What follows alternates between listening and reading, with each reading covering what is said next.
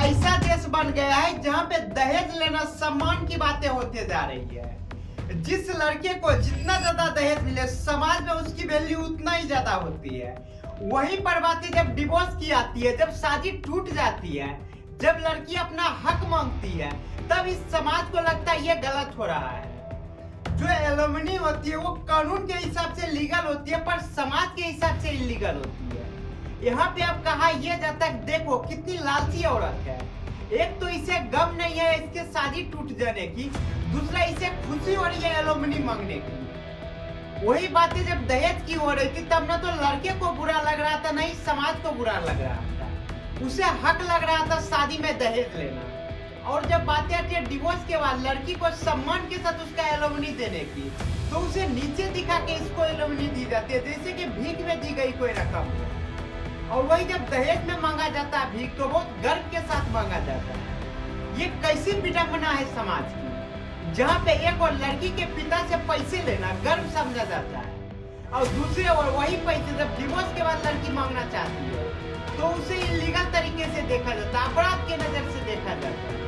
हाल ही में चाइना देश में एक कानून पास हुआ है जहाँ पे शादी टूटने के बाद डिवोर्स के बाद अब एलिमनी देने की कोई नौबत नहीं आए।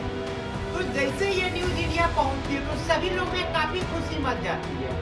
सबको ये लगने लगता है काफी सही हुआ चाइना, इंडिया में भी ऐसा होना चाहिए।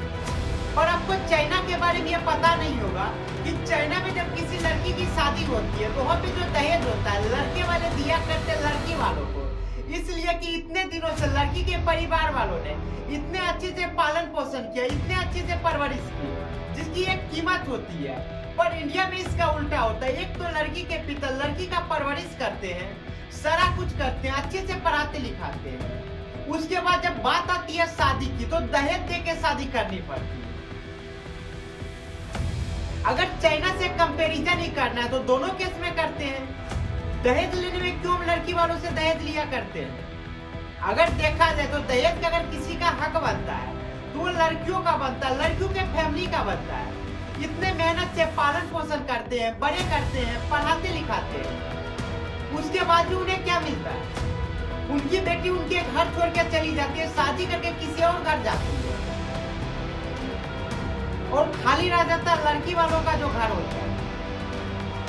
और जहां लड़की जाती है, एक तो लड़की जा रही है, उसके साथ इतना धन दौलत जा रही है दहेज के रूप में।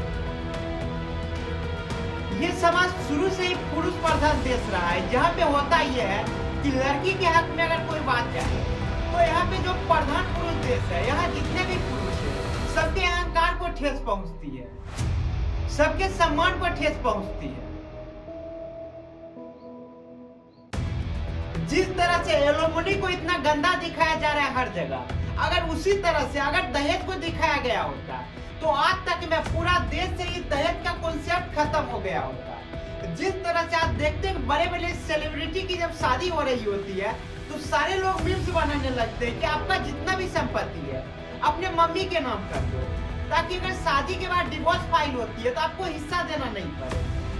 अगर यही चीज अगर लड़की वालों के साथ किया गया होता, जहाँ पे ये दिखाया गया होता बार बार कि दहेज लेना कितना शर्म की बात है, तब तो ये नहीं होता। आज हमारा समाज काफी अच्छा रहता।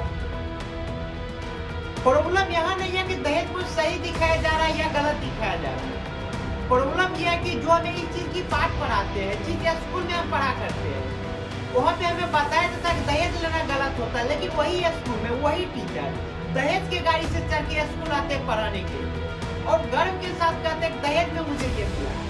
क्यों मिला है दहेज में? क्योंकि मैं एक सरकारी नौकरी में हूँ, मेरे पास एक अच्छा काम है जिसकी वजह से लड़की वालों ने मुझे दहेज दिया। एक और तो दहेज को ग्लैमराइज करके दिखाया जाता है कि कितना जो ग्लैमर की चीज है, कितना गर्व की चीज है। वही एलिमनी की जब बात आती है तो इसे ऐसे दिखाया जाता है जैसे लड़की को उसका हक नहीं बल्कि उसका हराम का पैसा दिया जा रहा है।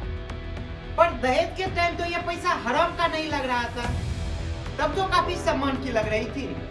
आखिर जाएगी तो जाएगी लड़की का। एक बार तो जो पैदा उसको किए हैं वो तो ये सभी दिन उसको कहते रहते हैं कि तुम पराई धन हो, तुम दूसरे की घर की लक्ष्मी हो। ये कह के उसे घर के जायदाद में हिस्सा नहीं दिया जाता। उसे कहा जाता तुम अपने घर जाएगी तब तुम्हें अपना हक मिलेगा, अपना हिस्सा मिलेगा। जब शादी के बाद पति के घर जाती है तब उसे समझ आता है ये घर तो पति का है, यहाँ मेरा क्या है। उसका जब मन होगा मुझे निकाल दे। जो पैदा किया वो अपना हिस्सा देने के लिए तैयार नहीं है, जो शादी किया वो अपना प्रॉपर्टी में हक देने के लिए तैयार नहीं है, तो फिर कहाँ जाएगी। दहेज लेने के लिए कोई कानून का सहारा लेना नहीं पड़ता, एक दूसरे में हो जाता है, क्योंकि इलीगल तरीके का काम भी लीगल तरीकों से किया जा रहा है।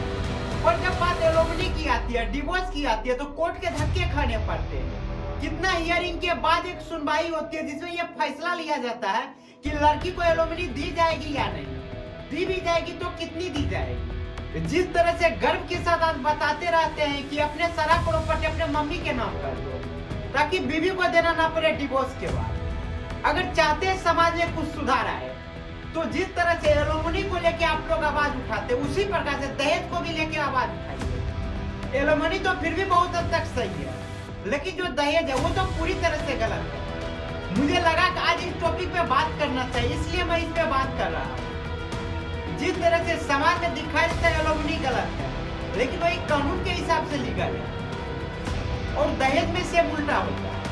अगर दहेज का किसी का हक बनता है तो लड़की के पिता का बनता है, लड़की के परिवार वालों का बनता है। पर इंडिया में सारा कुछ उल्टा चल रहा है।